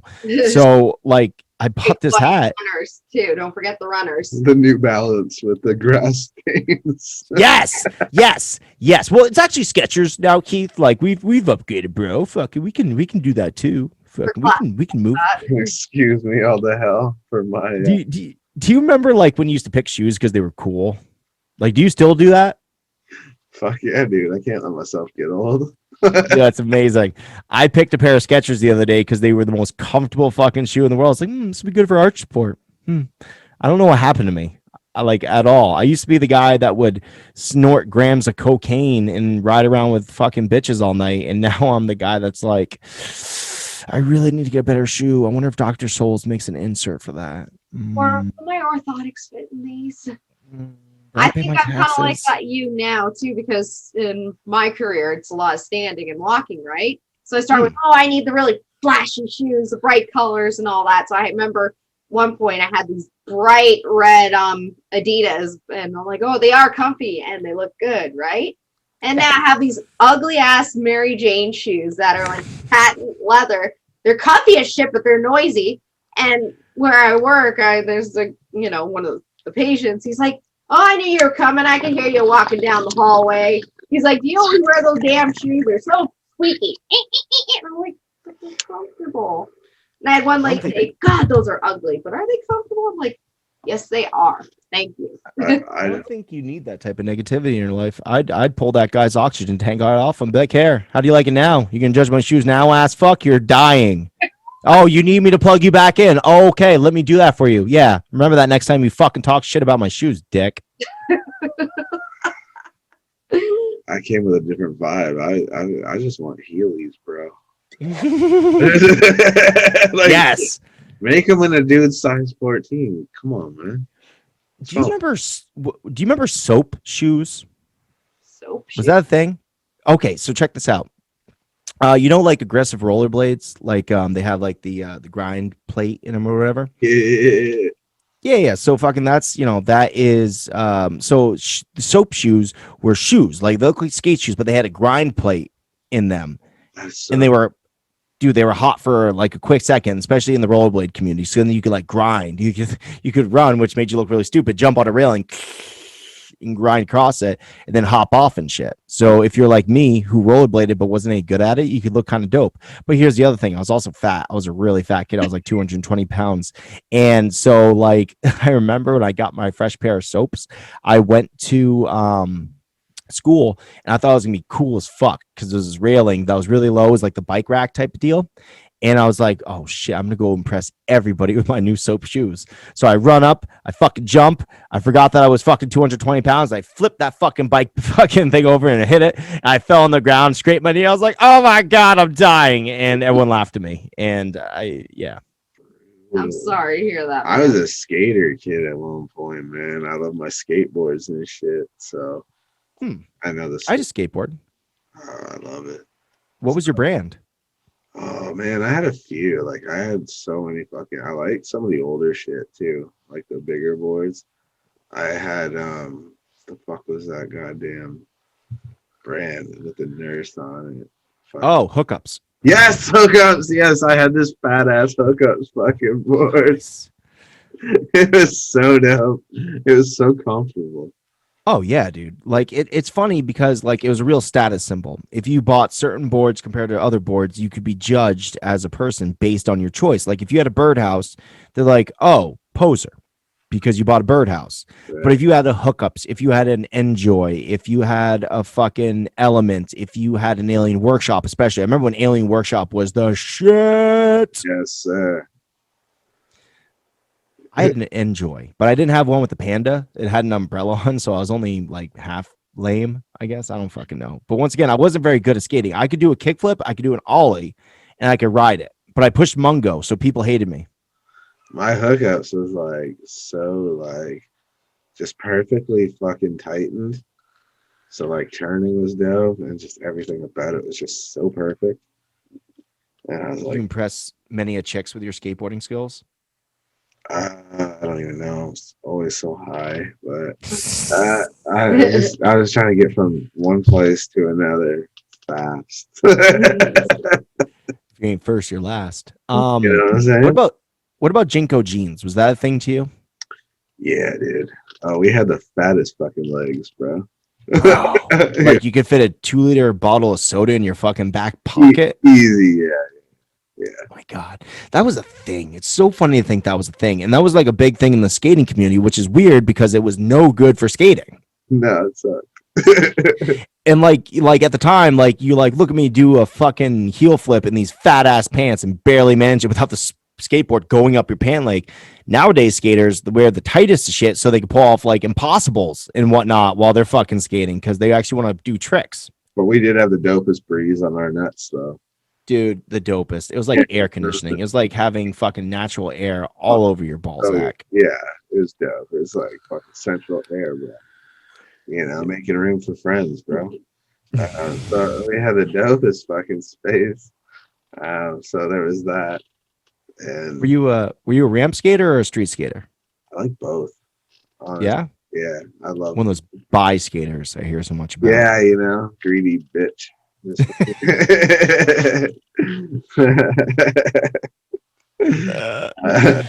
think I did mostly street though. For sure. Mostly street, yeah, because it was like kind of our way of getting around. Yeah. We just do dump along the way. You know what I'm saying? But yeah, it was typically our way to like, oh, this dude's got booze, this dude's got weed. Like, yeah, we got a couple places. Do you remember the journey of it all? Like when fucking it used to be like a thing to go somewhere and fucking like be like, I'm only going here just for weed, just for the trip, just because like your friend has a bag, you have a pipe, your other friend has a lighter, and you guys are gonna travel like insane distances, not just because you got to hide, like, you know, back in the day you had to hide from smoking weed from your parents or whatever, but also because you want to have like the coolest spot to get high. Yeah. I kind of miss that. Yeah, dude, we had the dopest place too, because we had a creek that fucking came through. So there's like this wooded area, but then in the trees, there's this big circular area with no trees at all that was hidden. So it's like a big circular like opening within a bunch of trees. And so like you were close enough to see people go by on the path, but like you could see them better than they could see you. And yeah, it's pretty dope. So like that was kind of our go-to. We had a couple places. We lived on a street next to an elementary school, and we would go on the roof of the elementary school when it was late time and shit. We'd smoke there, or we would go to like we had this place called the Sheds, and it's just coming back to me like a flash of fucking nostalgia. It's so funny. There was like 4 sheds, 2 right here, 2 in front of it, and they were like attached, kind of like, you know, they were snug up against each other. So there's no room to see anything, but it was like just enough room that you could like slip in and like hide out in the square that was on the inside. And that was our fucking area to smoke, man. Like that was our place to get high. That was our place to smoke cigarettes. That was like the clubhouse without doing shit. It was fucking amazing. But of course, it was on an elementary school property. So if they would have caught us, it would have been like 1,000 times worse than anything else. Speaking of doing stupid shit as a kid, because we're getting kind of close there, but not quite yet. Fucking, tell me some stupid shit you did as a kid. Oh my God. How much fucking time you got for that? I have 30 minutes, so please. Jesus. Yeah, dude. For me, I'm not gonna say the dude's name, but there's this friend of mine I met when I was 8 years old that was older than me. And we fucking by 97 we're doing the dumbest shit. And I was just kind of there all the time. Like we took his mom's car and we go around the fucking street, come back, go around one more time, come back, and there's this pissed off mom standing where the car used to be. So instead of pulling in, he's like, fucking abort. We're going again. So that only enrages her further. And she comes up and starts beating on the car with her broom. And I was like, dude, she is fucking pissed. And he's like, I don't care. It's her fucking car. She's beating on. And this was this poor woman's reality. And she was such a mom to me, dude. Because I didn't have one. And fucking she put up with so much of our shit. So there's that. That was really funny. I have a similar car story. I was going out to the store with my mom, and she's like, "Oh crap, I forgot my purse." So she left the keys in the car. She left the car running, and I'm in the back seat in our driveway. She's like, "I'll be right back." And my dad was outside talking to our neighbor at the time. So what do? I unbuckle my seatbelt. I go through the driver's seat, and I pull the stick shift. It was a fucking, I think it was a GMC van of some sort. Pull it down, and the car moves. I put it back in park. I'm like, oh, this is cool. I pull it down, reverse again, and then I'm like, okay, oh shit. And I'm trying to push it up. I don't know to hold the brake to change the gears. And I'm like, oh fuck. And then my mom's coming out at the front, the front door, and she's like, where the fuck is like my dad going? And then she looks over, he's standing right there with the neighbor just holding a beer, like, oh fuck. And then she's like, holy shit. And then they're like all running, trying to stop the van. And I'm like in there panicking, trying to pull the stick shift. So my house is here, my neighbor is here, and then there's this house here. I literally went around, parked right beside the third house over their brand new van, and I managed to get it back into park when it was like inches away from the garage door. I was like, oh my God. And I was just there like, and you know what my reasoning was for doing it? It was, oh geez, go figure. I saw it on Looney Tunes. The little fucker moved the fucking stick shift, and the same thing happened. I'm like, oh my God. Yeah, Mom. All those episodes where Bugs Bunny drove cars. You don't remember them from your classic Merry Melodies episodes, Mom? It's all your fault. I learned it watching you. I got a car story. I got a few car stories, but I'll tell this one. So I had a buddy in high school named Ben Perrin, really, really good dude. Fucking, unfortunately, emotions got the better of him later on in life, and he fucking took his own life. Shit happens. And we were in high school. His dad worked for a car dealership.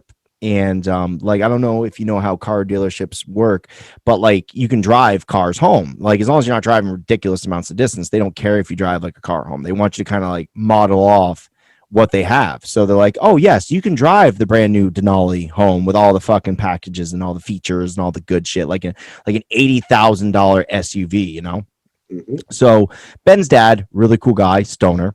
And Ben was like, hey dad, can I take the Denali to go get some cigarettes and shit? He's like, yeah, totally, fucking leave me a bowl of weed, no problem, dad. And we get into riding the Denali. So we're in the Denali. And it was me, his sister Katie, my buddy Nick, and him, and we're in the Denali, and we see ice, like they're at Lake Champlain's over. They're like, oh fuck, let's go on the lake, and not like in a bad way. Like let's, we're not stupid. We weren't fucking blowing donuts and the thing. We're just kind of traveling on the ice to smoke weed. Everything was legit. There was a car, like an SUV, a black SUV, like off the way over here, and they were fucking blowing donuts and fucking they got stuck. We had to push them out of the snow and stuff. It was no problem. We're nice. We're like Canadians in that way. And fucking, well, we get off the ice and we start going. We're on the main road and we're just kind of traveling along, and all of a sudden fucking blue lights come on behind us. And we're like, what the fuck? We're not speeding. Okay. So we fucking pull over. We hadn't smoked in the car, so it doesn't reek like weed. Everything's legit. And we're like, oh, this will be fine. All of a sudden the cops get out, two cops, a guy and a girl, and their fucking guns are drawn on us. Like, put your hands in front of you now. And we're like, yep, no problems at all. I can feel my asshole pucker up because I've never had a gun pointed at me in my life.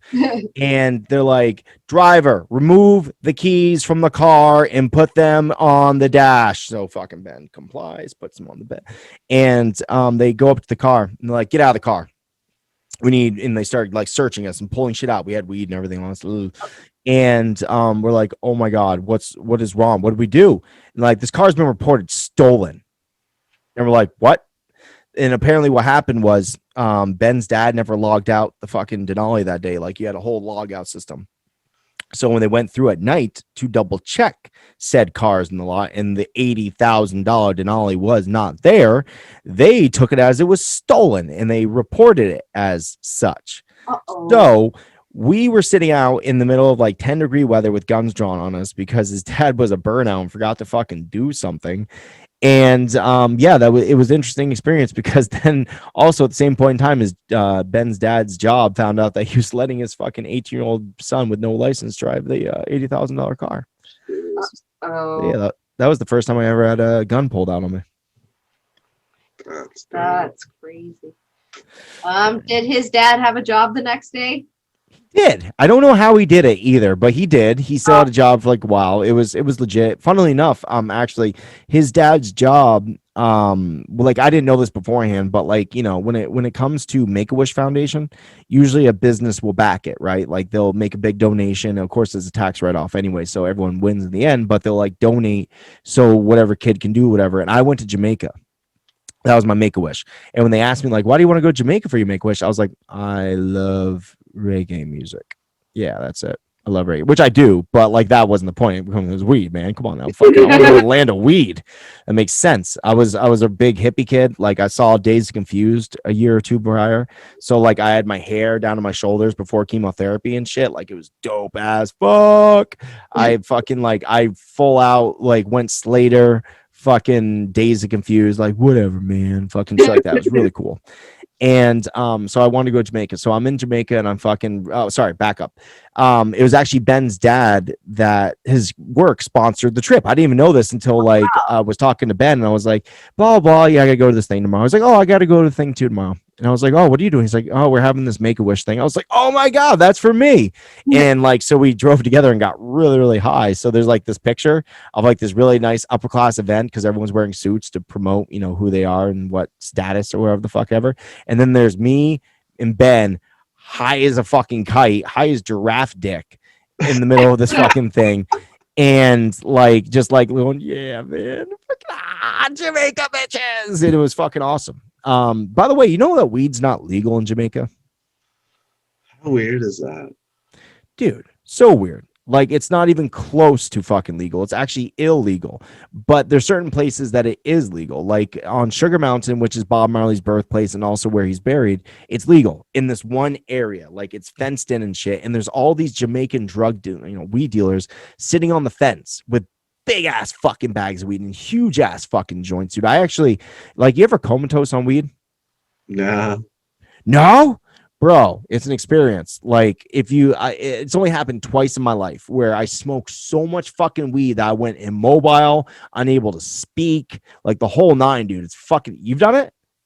Yeah, dude, it happens, right? I'm not like crazy. It's not just me. Yeah, no, it was when I was introduced to weed and then edibles. I'm like, I could do it. I'm on antidepressants and that. Nothing happens because my experience prior was just like one of my exes smoked it for medicinal purposes. I think it was kind of cool shit. But anyways, so his stuff didn't do anything. I'm like, nothing happens. So, he introduced me to smoking it and everything. So I'm like, oh, in the past, I need a lot to have any sort of effect. And he's just eating edible gummies like they're regular gummy worms. So I'm like, I could keep up too. And then, no, it was bad. I was like, I think I need to go to the hospital. No, like I, like exorcist, like vomiting and just, I was like convulsing. I couldn't stop moving. It was awful. Like, not fun. Like, I didn't even know what my name was or anything. It was bad. So that's what happens, Keith. And I'm glad that you've never had experience, but it's also like kind of interesting because it's the only thing like it. I've never done anything else like that. Usually if I get so drunk that I can't do anything, I'm passed the fuck out.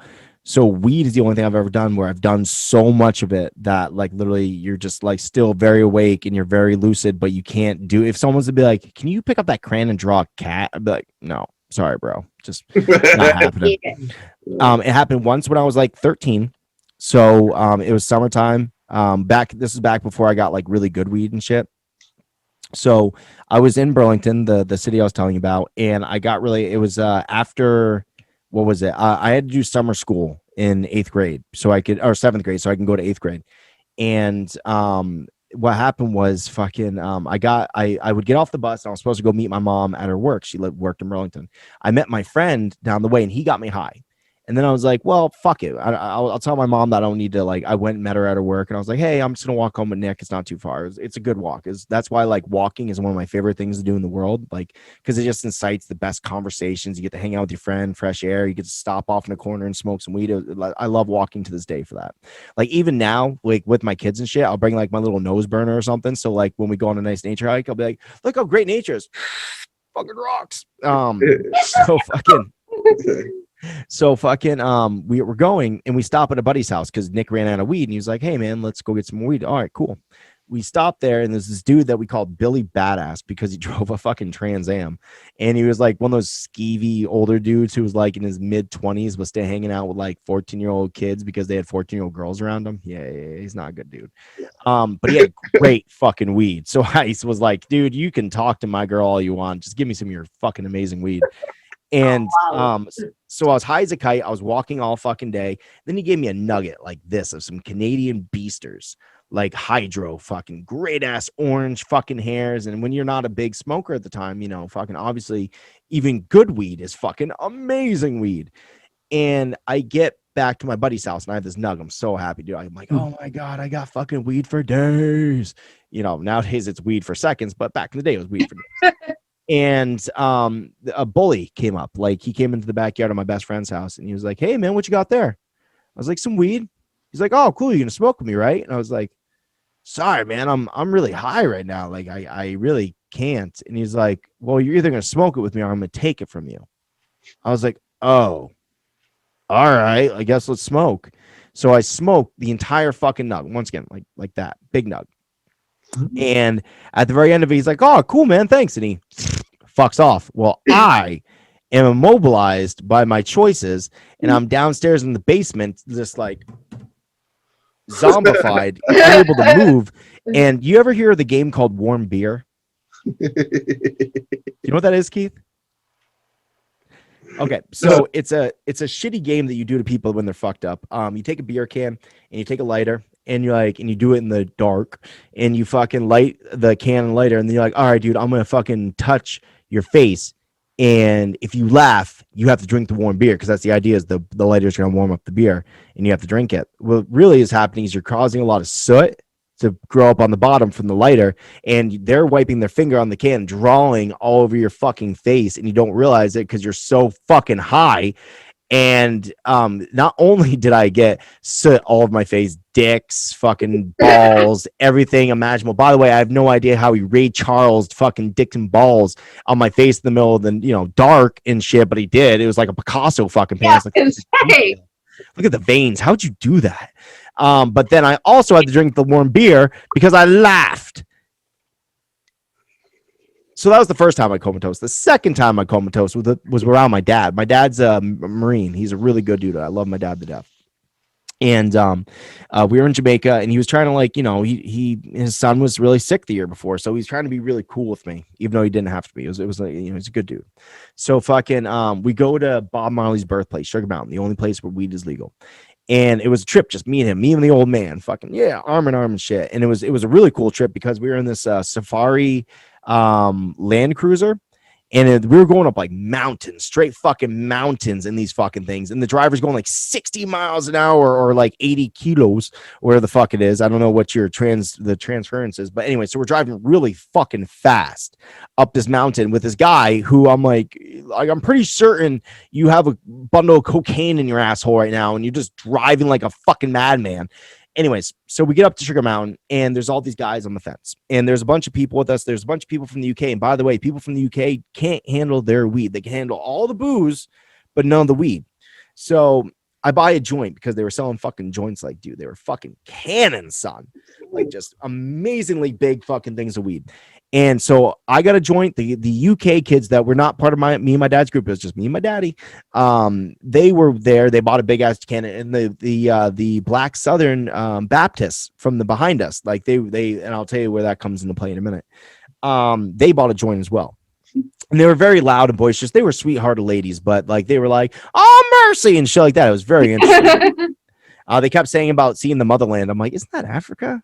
I don't know. I don't want to judge. I don't know anything. I'm stupid. I'm a stupid white kid. That's too high. So fucking, I smoke my joint. And I'm so incredibly blitzed. I'm wearing my Sublime shirt. I'm doing things like you're supposed to walk around Bob Marley's house like it's a museum. But I'm like laying in his bed, fucking sitting in his chair, and nobody tells me to do anything because I'm, a white American kid. So like, oh, I guess that's white privilege. And fucking, so I'm high. The guys behind me, the UKers, they get like a quarter of the way through the joint, like, oh, dude, do you want this, kid? I'm like, fuck yeah, I do. Kill it. I kill that fucking joint as well. Well, the people behind them, the Baptists, they couldn't finish their joint either. And like, oh, well, you enjoyed the second joint. Would you like this joint as well? I was like, fuck yeah, I do. So my dad's watching his son go retarded in front of him.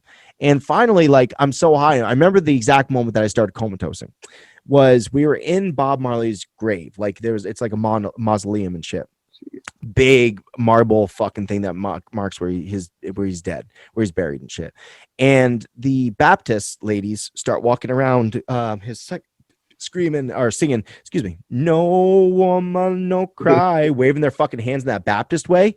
And I'm like, bro, you just like ruined everything for me. So I go back to the Jeep.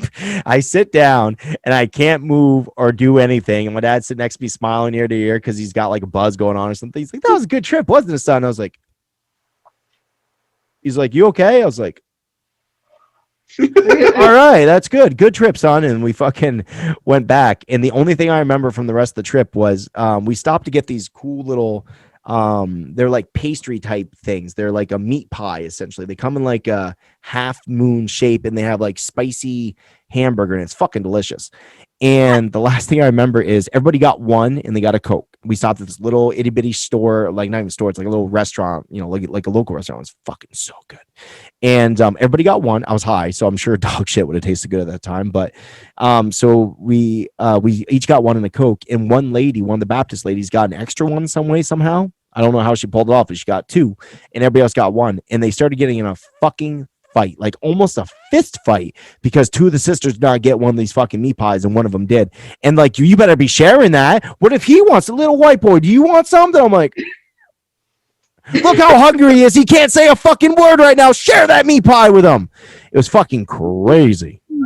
That's brilliant. You're causing all the goddamn problems and shit. Feed that child. Fuck. So hungry. Look how fat he is. He hasn't eaten in seconds. Starving here. I'm pretty sure that Melissa Etheridge had a song, and then like in the arms of an angel, feed this fat boy now. Yeah, oh, that's who that is. Sorry, I don't know. Yeah, I just took a wild guess because she's always on those commercials with that song, like, please donate to these animals. Yeah, those animals. They'll think you like you're a piece of shit. There's Bruno up there just in a coma. Yeah, exactly. Just donate money to him. Just throw a penny in his mouth. He won't be able to do anything about it. Look how weak he is. Then there's a picture of me. Like, there's nothing wrong with him. He's just a dipshit. That's not true. It's a picture of you teabagging my open mouth because it's just sitting there so supplely. It's a package deal with these two. My gosh. Oh, damn. That's funny as hell.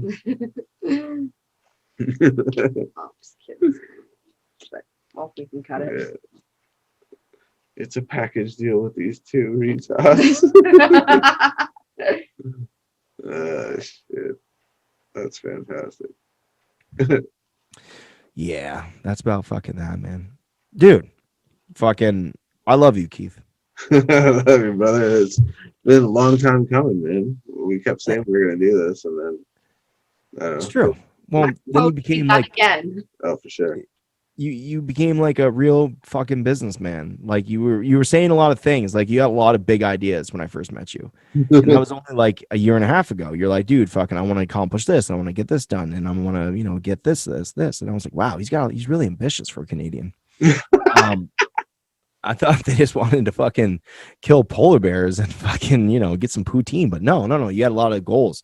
And then like you started like living out those goals, which is fucking amazing because you're what really are a success story, my friend, in so many different levels and so many different facets of your life. You are a success story, and what a guy can accomplish when you just fucking have sheer determination and grit and the balls to fucking do it.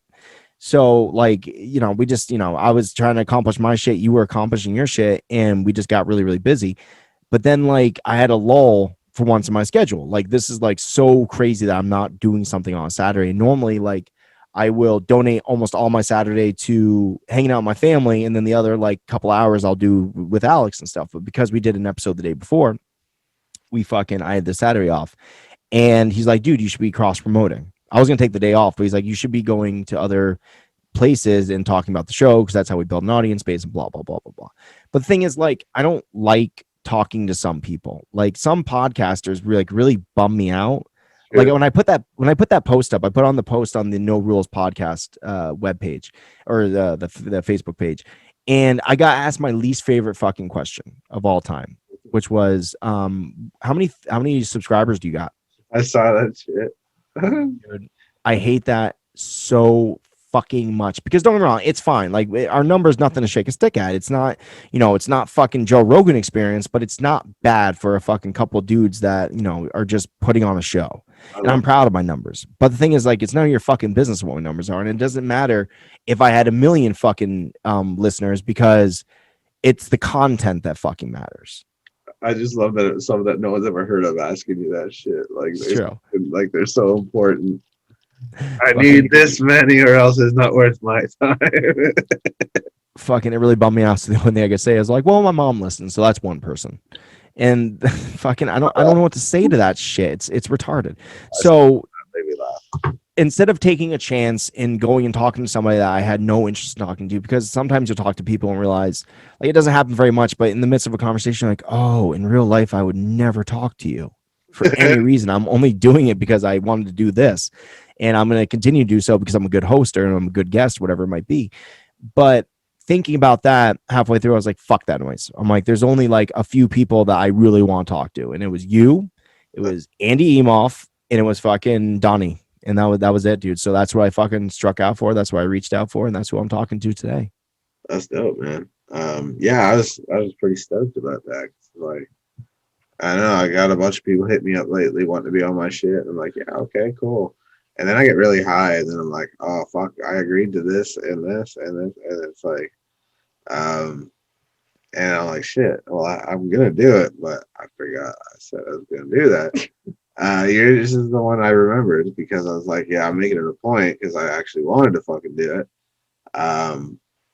It wasn't just business. And I reminded him too. He said to me the night before, make sure, remind me. I know I got this show, but I know I'm going to remember. And he actually did because, he's like, yep, I got the show today. And I'm like, it's, he wants to do it when he remembers like that. Not like, and Tim is, oh yeah. I have a commitment to do earlier. Yeah, I hate when that later. happens. Sorry. Sometimes that happens, but not today. So. It's because I got so much going on. And I feel like, I was like, he didn't fucking believe in my goals because he didn't hear maple syrup anywhere in that. So he was like, sounds like horse shit to me. If you would have said, I'm putting all my money in maple syrup, I'm like, he's going to be a billionaire. He's going to be so rich. He's bleeding it. I didn't hear no maple syrup in there nowhere. No goddamn Canadian would talk like this. This is all lies. I don't even think he's Canadian. I think he's an American posing as a Canadian. he never once said A. What the fuck's this all about? Not speaking their code, bro. I'm borderline Canadian as it is, dude. Like I love maple syrup. I love poutine. I say A because I like to fuck with people's little minds. And they're like, you Canadian? I'm like, no. I just like the word. Fuck you. Culturally appropriating A, bitches. That shit made me laugh too. Was that fucking should have enjoyed the A, dummy. should have appreciated the A, dummy. Listen, bro, I appreciate the A every day. Trust me. I fucking get up in the morning. I'm like, look at that A. I'm like an MMA fighter. I just dominate that A. I think this took a weird turn that I wasn't expecting. Dude, I think it went exactly where it was supposed to go. I'm not sure Fucking we just talk about the same thing no more. every time you go to an MMA match or you fucking fight somebody, like, should I dominate him just for Tom? Just once? Yeah. Like, it's really gonna fuck with my career. Everyone's gonna have like this really strange idea about me, but Tom will know that I am the most dominant fighter in the cage at that moment. But this might alarm you to know. When I did that show with Stevens and fucking Jamie, they asked me, you know, if you came back to MMA, like, would that happen? Would you ever come back to it? I said, there are some fights that I would jump on, and they're like, against Tom Bruno. They're like, please say yes. I'm like, oh my God. Fuck yeah. The only fighting I know is street fighting, and not the actual chains and knives. I mean, like, I can go on a NES and fucking fight you in fucking Street Fighter. That's about it, dude. I'm a pussy. Imagine your worst nightmare is fucking you're in the cage with my ass and you hear Stevens yell out, "Dominate the A." I heard that show. That's the only way that I know who the winner is. I'm like, once again, I'm gonna lose, but I think I'm gonna win in the end because I'm gonna get a rim job like you read about. Dominate the A. Let's see it. God, fucking, you should have that as a shirt, brother. Fucking dominate the A, but it has to be dominate the EH, and so people don't. Dude, that's a bumper sticker. You're so getting royalties. $1 million idea. He's like, I get my cut right now. That's dude, my cut will be a shirt. Fucking, you make them, I'll fucking wear it just because. Fucking dominate the A, Tom Bruno. Dominate the A, Keith McCleary. Fucking A, dude. I love this so much. Goddamn, dude. Thank you so much for fucking doing this. You really didn't have to. I mean, don't get me wrong, we're buds and shit, and we talk and everything, but you didn't have to fucking start up an episode just so we could do this, and I really appreciate you for doing so. Hey man, gave me content. Fuck it. I was like, I haven't done something in a minute, so I mean, you know, as generous as it may look, I mean, I benefit from it too, I guess, because like I was gonna do some shit anyway, but I didn't know what, so I was like, "Fuck it, this is perfect." And I'm glad I could add to that, man. Fucking, I love what you're doing, dude. I fucking think that you're, blazing a trail that fucking we're gonna look back on and be like, holy shit, that's who that guy was, and that's who he is now. Fucking A. Man, almost as much as I appreciate falling ass backwards into a fucking merchandise fucking deal that I didn't know about. Dominate. Do you mind if I plug really quick before I bounce? Adder, bro. All right, guys, so check it out. Fucking, if you thought I was even remotely funny, or if you hate me and you want to talk shit to me, you can check all the stuff I do out, and it's only one show, well, a couple shows, at USUKNetwork.com. And that website is brought to you by my good friends over at WebOrchard.com, by the way. They build our website, and they, kind of did the whole thing. If you have a website, if you have an Etsy, if you have an OnlyFans, whatever the fuck you have, and you want to have a online presence, make sure you go to WebOrchard.com and fucking check out their shit. On the WebOrchard.com site that was built for us, the USUKNetwork.com. We have 4 amazing shows. We have the USUK Chronicles, which Keith McCleary over here has been on. He can vouch for their goodness. We have the Weekly Bazaar, which is in their 2nd season right now. And they talk to amazing podcasters. They fucking do a whole bunch of fun shits with my partner, Alex Whiteley. We have Wednesday Night Live, which is every Wednesday night at 4 p.m. Eastern time, or I think it's like 7 p.m. I don't remember. I think it's like, I don't even remember. We do it at times. Just look at the Facebook and you'll have little things pop up on Wednesdays, and that's when we do it. And we also have What's the Difference podcast with me, Tom Bruno, and my partner, Alex Whiteley, the British guy who catfished me on the internet. And we do a show every week where we bring on really inspiring guests, and we just kind of have a cool conversation. Last week's episode was, I can't remember his fucking name to save my life.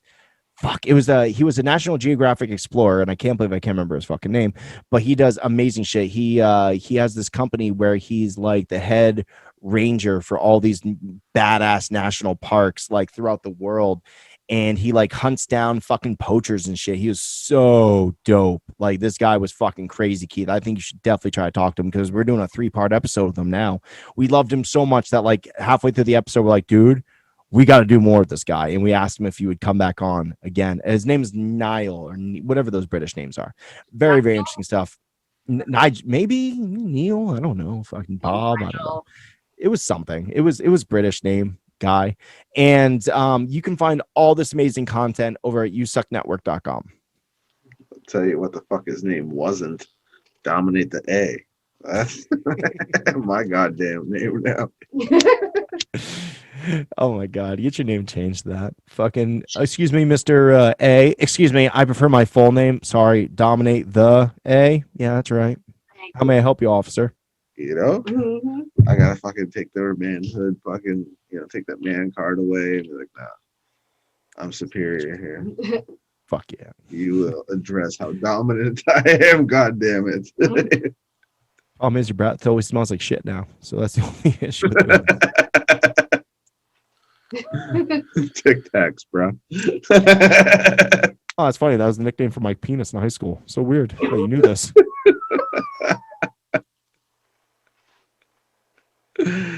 God damn. I ain't touching that. That's... Funny enough, they said the same thing in high school. See? This is why I keep my mouth shut. Oh dear. Oh my gosh. God damn. I apologize. This motherfucker. Dude, it's been a blast. I fucking enjoyed the shit out of this. We gotta do it again. Fuck yes. Especially with the channel now. I'll be doing an exclusive show for that. I'll probably take on another one too, because why not? Fuck it. I got no fucking life. This is what I do. Dominate the A every chance I get. Wow, on fucking video. I dominate the A, honey. Every time. Every time. And then my fingers smells like maple. You're about a quart low, or there's no quarts over there. What the fuck is that? Meter low? I don't fucking know. I'm not gonna pretend like I know, conversions. Yeah, we're about the same. I think. Yeah. All right, brother. But I gotta bounce out of here. I gotta go meet up with Andy before he fucking takes off on me. He's like, what a loser. Said he's gonna do something with me. All right, man. Have fun with that. Thank you, my friend. Fucking thank you, everyone, for enjoying this. I love you all, and make sure you check out the network, and make sure you always listen to Tattness, because Keith McCleary is just a hero among men, for fuck's sake, and he dominates the A. Oh fuck! All right, guys, have a good night. You too, bro. Thanks again, eh? Later. There you go. All right, so that was my boy, Mr. Tom Bruno. Hilarious as hell. Every time we have conversations, we're always busting each other's chops in some way, being sarcastic and picking on each other. It's pretty great. Just like I have that relationship with Mick Strawn. It's kind of the same thing with Tom. And, if you can't pick on each other, are you really friends? You know what I'm saying? He's a funny guy, man. And speaking of hilarious, nice segue, I know. I've got a slew of guests. I got a bunch of guests coming that I can't name them yet, but we haven't nailed down the schedule, but they were pitched to me and asked, the same people that brought me Johnny Brennan had reached out and asked if I would accommodate these guests, and I said absolutely, because they're very talented people, hilarious people, stand-up comedians, and one of them, actually, if you're familiar with the show New Girl, she was an actress on that as well, and they've all done some really cool stuff, and they're really funny people, so I look forward to announcing those shows, as well as Boneheads. If you're not familiar with them, they're funny guys. They will be on my network coming up when we launch. They have sent me a couple pilots to watch for a new show that is exclusive to Tattness TV. That will be super cool. And one of them actually posted a picture recently where he did a social media every time, right?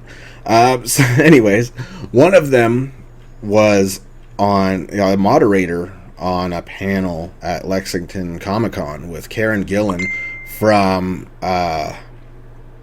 fucking the new Jumanji movies, not the old one, but the new ones. And the Scottish girl with the red hair, beautiful actress, really cool, funny girl. So I mean, that's the caliber of the cats that I got coming to the network. Plus Mick Strawn and I will be doing a show together, brand new show, all co-hosting together for the network, so that'll be super cool. I'm really stoked about that. That's gonna be really fun. So we're bringing some big things to y'all, man. And I've just merged with a couple business partners that happen to own magazines, record labels, stuff like that. So we're really gonna tear it down, man. Tear down the house. You know what I'm saying? So check that shit out. Check out Tom Bruno and USUK Network and welcome them to the new network when they join us. They're still their own entity, but they're joining us to give us some cool content for the network. So I look forward to that. So check them out. Thanks again to Tom Bruno for coming on the show, being a friend of mine. Love the guy to death. That's a brother. And look forward to having him back. I will catch your asses later. Thank you for the love and support. Cheers, guys.